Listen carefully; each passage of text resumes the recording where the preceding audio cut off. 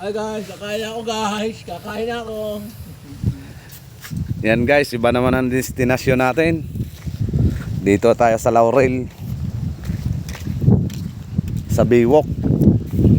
Biwok ng Laurel.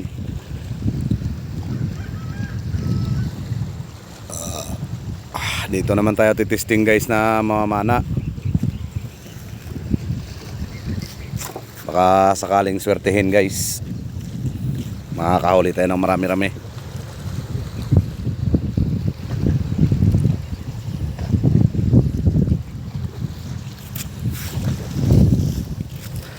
Yun guys, ang kasama ko nakain na. Ang takaw talaga niyan.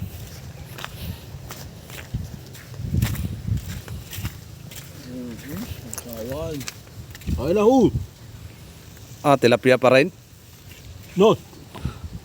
Kain ka guys. Kain ka ga? Sige, Natin ko kanin. mamaya na ako kakain. Huwag mong katutukan naman pagkain ko.